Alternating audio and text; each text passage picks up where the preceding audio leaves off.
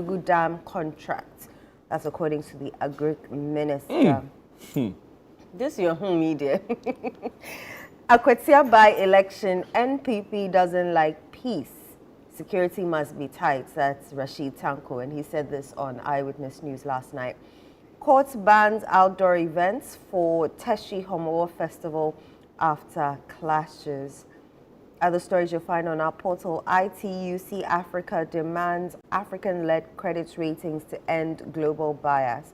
Akwatia by-election, motorbikes must stay 100 meters away from polling centers. That's from the police. If you see the police draw, they are draw before the by-election. They are serious, they are wild. So policeman, it be like it gets body small and something small. He was climbing that thing. It was whether it's a cliff or a hill with a rope. Like, hey, Charlie, if this man, if you don't hold him, he'll tell the thing. Because the Musuno is the park is a one big park. He thanks you. They climb that thing. I said, no, that's Ghana Police Service. And then we have Akwatia by-election. Police ban weapons. Order VVIP bodyguards to disarm. The police are assuring us of your security. So they're asking you to come out and vote. That's according to the police. And they're telling the Akwatia constituents to come out and vote. 6 killed in armed attack in Chentry, and the residents are fleeing. Mahama secures $1 billion investment in Singapore. Tensions flare at late Ernest Kumi's 40-day observance over Esiedun Ketia's arrival. It was so needless. I saw the video and What was the point? I was really appalled by the scenes in there, and the organizers. I have so many questions for them, right?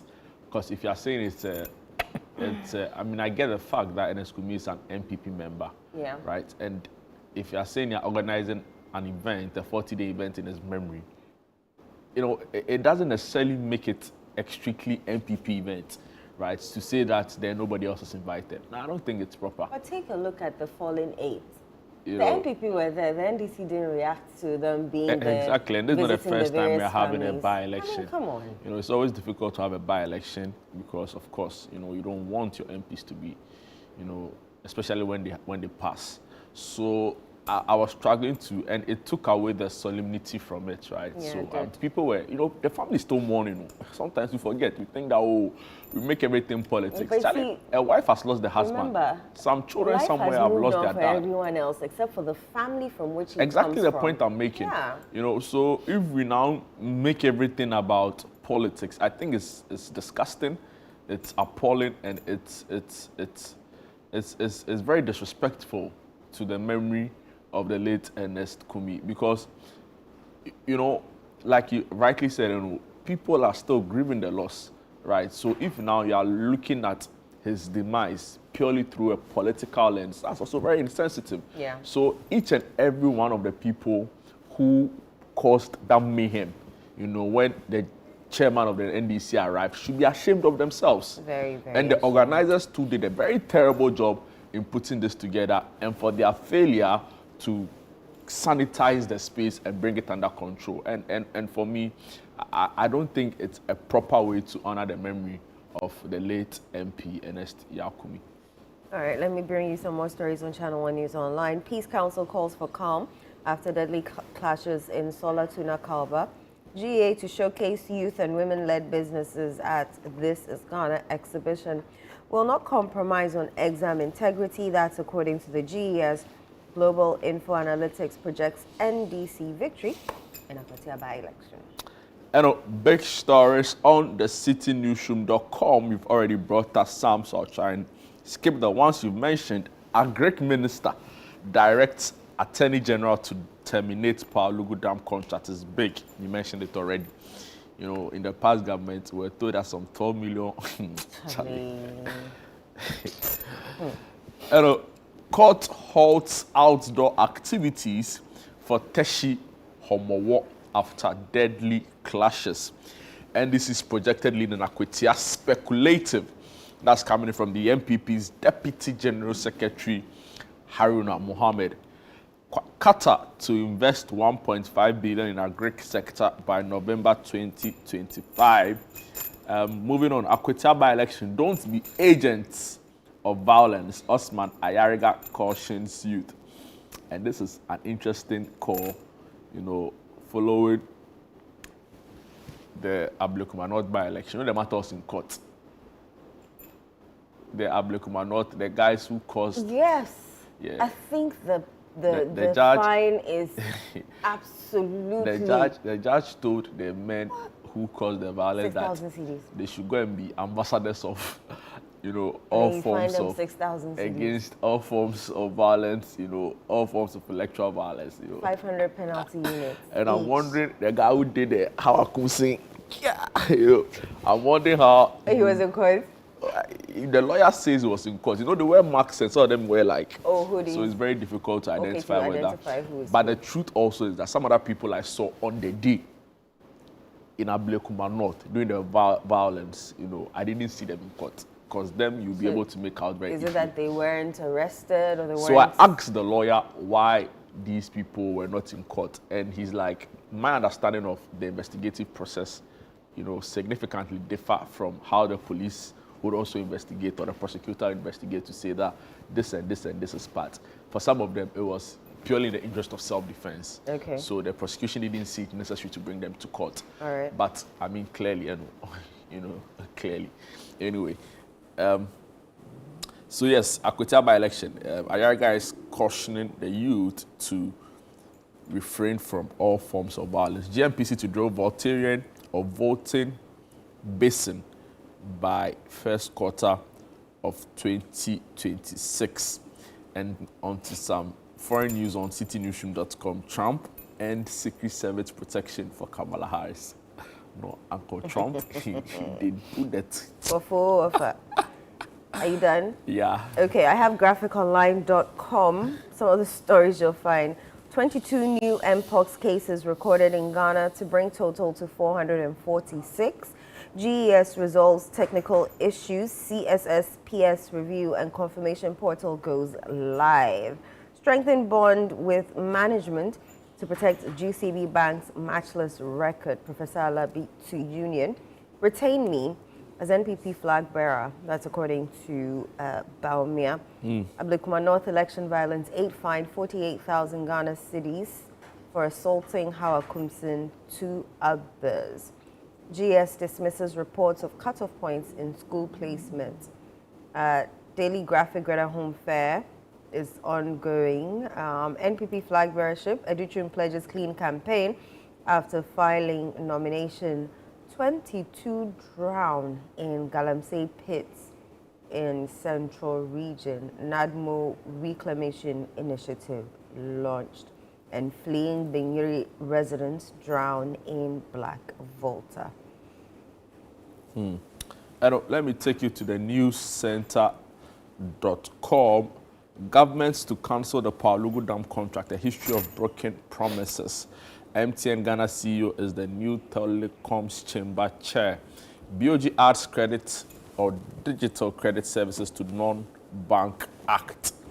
There's a story on the donations received for the helicopter crash victims' children. Ablekuma North Rural 8 convicted and fined 6,000 cedis each. Bon shut down. There's a story on all the areas where they are currently facing some level of water crisis.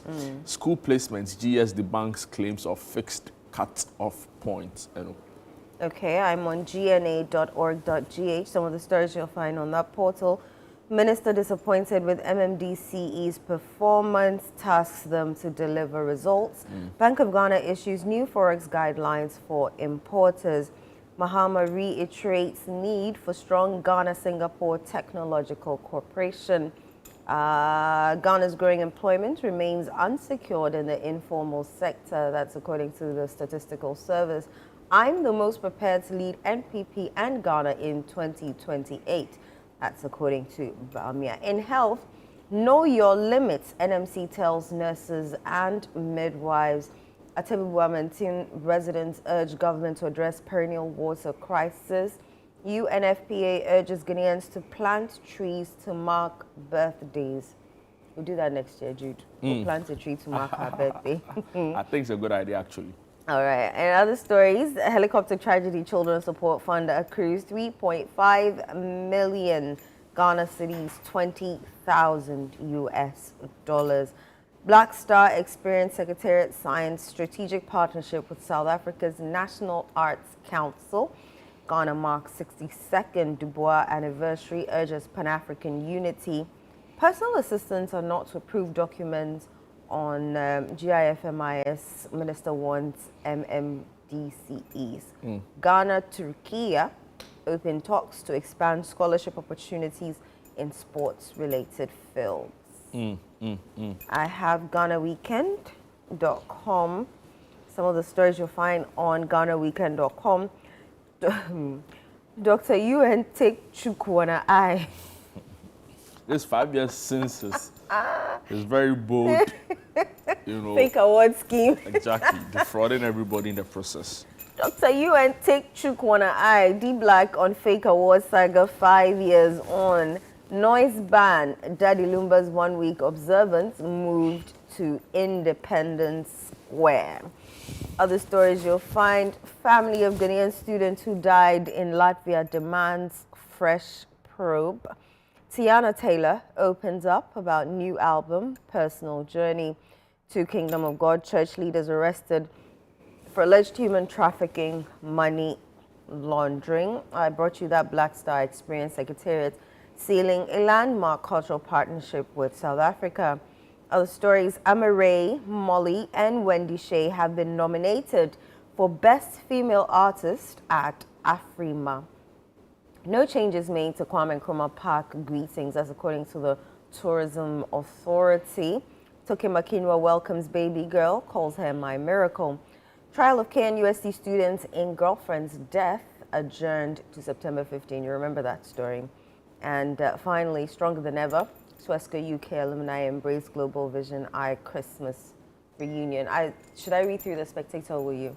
Yes, so with the Spectator newspaper, big front page story: share fruits, Savannah's overlooked edible treasure. Also here, Bon Katamanso Imam's call on the Spectator Ghanaian Times editor. Efe Grace to host second The Grace Effect tomorrow. Also here, every cedi not spent on preventing malnutrition will be paid many times over in future health care. That's a big quote on the Spectator newspaper. I want to take your thoughts, even though we haven't read the headline, on Akwaba and Obake, because it's trending. That's a title.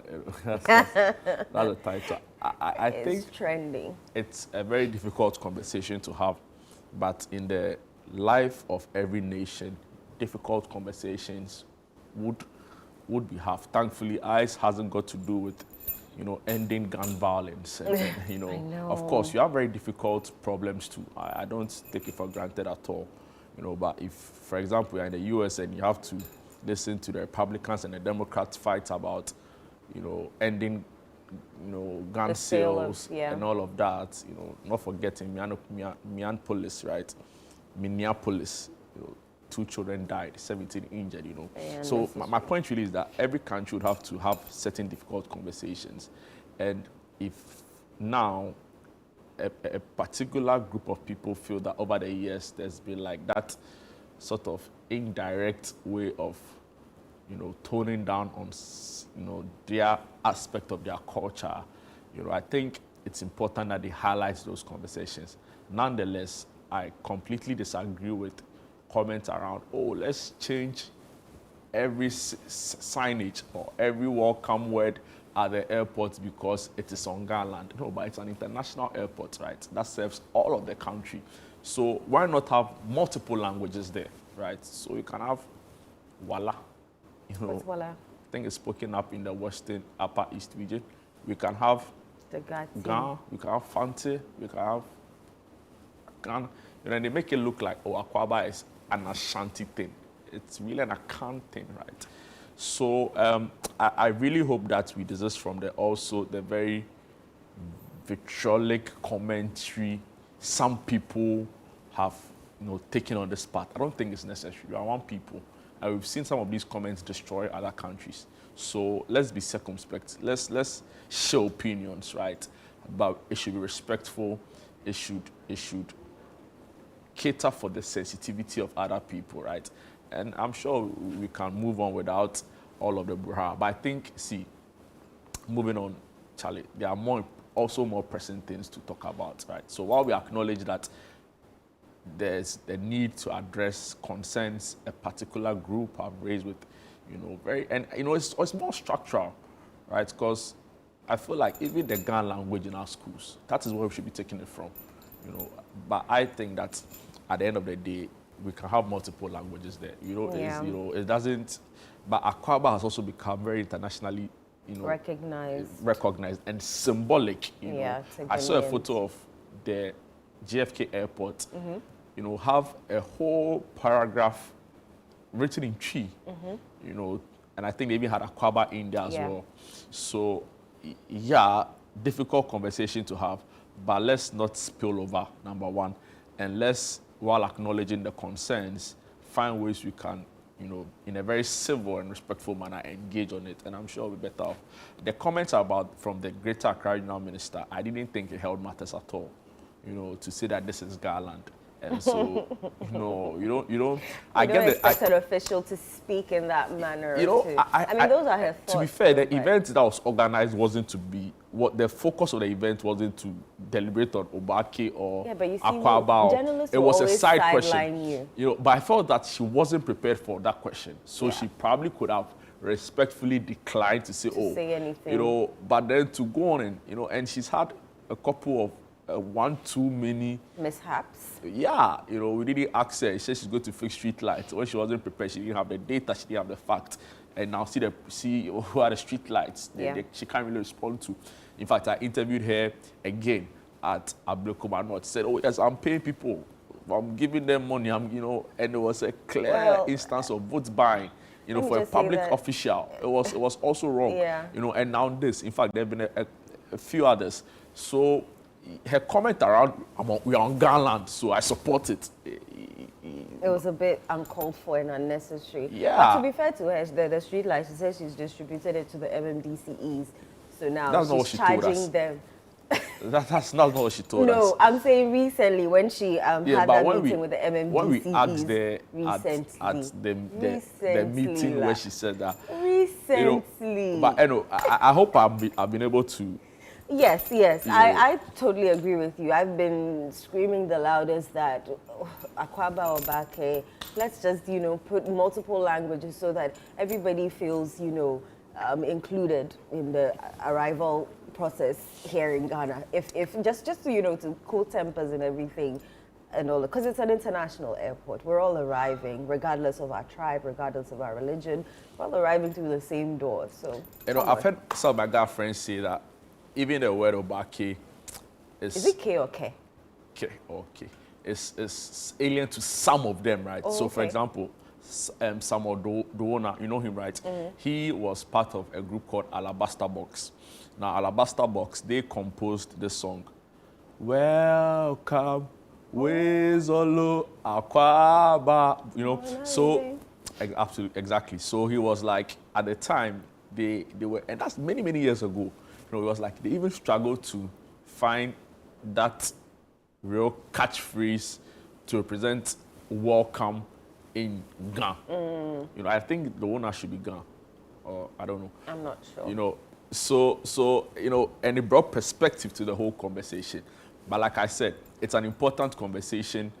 There are more pressing ones, obviously, in our national life, and that is where we should channel a lot more energy. But nonetheless, it should be hard. And it should be had in a civil way where we respect the concerns of all groups. And I even think that if we want to even take this on, we should start from a more structural point of view where we barely can find any Ghana teachers in our classrooms now, right? And the language itself. Where are they? Did you study Ga or did you study Akara? I had the option of studying Ga or Chi. What did you? I won't even lie to you. I started with Ga because it was language I didn't know. But I needed to pass my exams. You have to. It's hard. Yeah. Even I'm trying to learn that, but it's hard because the same word has different tonations, which mean completely different things. It's hard. Yeah, you should.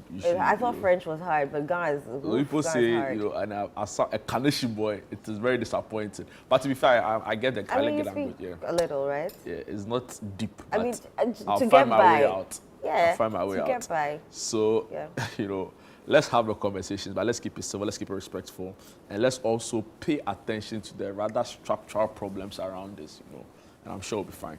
I wanted to touch on the courts banning outdoor events for Techi Homowo Festival because it's a huge thing here. It's a festival, you know, that climaxes everything here in the gala. Now they can't have their outdoor events. They can only do, according to the Accra High Court, they can only do the sprinkling of, traditional rites. So a bit of the story. Accra High Court Criminal Division has issued an order restraining all outdoor and public events related to this year's Techi Homowo Festival except traditional rites. This follows violence clashes that erupted during the sprinkling of Popoi on Tuesday, August 26, 2025. The order signed on Friday by the presiding judge was in response to an affidavit filed by Lieutenant Corporal Sandra Minta of the Ghana Police Service in support of an ex parte motion.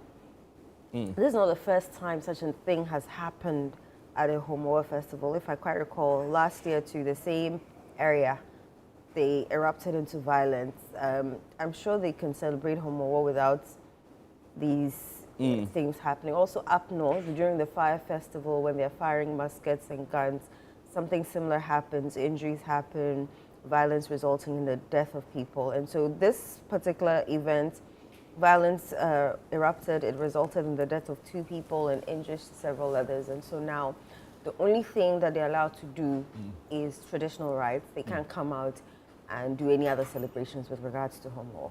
I'm sure they're heartbroken. Yeah. But not it is what it is.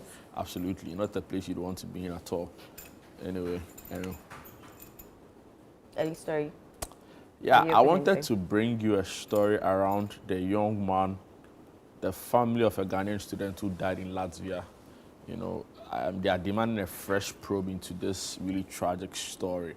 In the past, they even suspected foul play, you know, regarding circumstances of the death.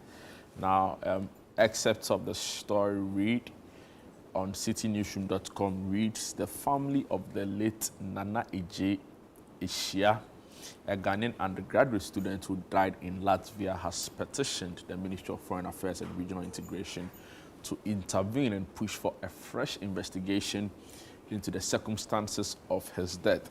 In a letter dated July 20, 2025 and signed by Sarah Nimley on behalf of the Nimley and William Odro Ishia families in Ghana and in the United Arab Emirates, the family expressed deep dissatisfaction with the Latvian police handling of the case. According to the petition, investigators hastily concluded that the 23-year-old died by suicide without presenting substantial evidence. The family noted that they were denied access to key documents, including forensic reports, CCTV footage, and photo evidence from the alleged scene. The letter also pointed out several inconsistencies in the official accounts. The mortuary report indicated that Nana Eje was found fully clothed with a scratch on his forehead, but no broken bones, despite claims he fell from a 6th floor window. The family disclosed that days before his death, the young student had sent them a recorded message in which he alleged being poisoned by 2 Latvian acquaintances after consuming a drink offered to him. Medical reports confirmed poisoning by unknown substance, but the Latvian police are said to have released the suspects without further inquiry. And the story goes on and on and on and on.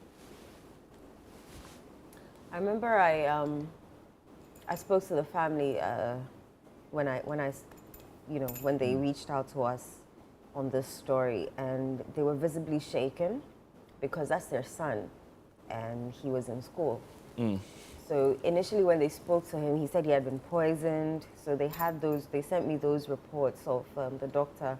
I had to use Google Translate because Yeah, but that's a smart way of working. Yeah, So. so I was like, what? This is not in English. So I had to use Google Translate to read what the doctor had said. Indeed, he had been poisoned, but he survived that, only for them to reach out to him several days later, and they were unable to get to him, only to be told that he had committed suicide, allegedly. And according to the family, the Ghana High Commission there said they're working with the Latvian police, but it hasn't really amounted to much. The Latvian police, they say, are very dismissive and are sticking with that story that he was pushed. I mean, that he committed suicide. But the family believes that something else must have happened, and they're going to reach out to or they probably have reached out to the foreign ministry through their lawyers, and they're trying to get to the Latvian authorities so that they can bring finality to this. And I think the family deserves some closure, because Absolutely. the mother was visibly shaken at the funeral. It's a very painful way to, Lose a child. To lose a family member like that, especially when you don't, the information offered is very scanty. All the circumstances that led to his death. Yeah. All right, I know. It's unfortunate that we have to end the news review on a very sad note. Unfortunate. Yeah. But it's been an interesting news week, actually. If you think about it, out of nothing, GVC staff. Then GVC staff to say, you don't work for 5 years. Then what's it called? You don't write a story for 5 years. Imagine not writing a story for 5 years here at ChannelOne.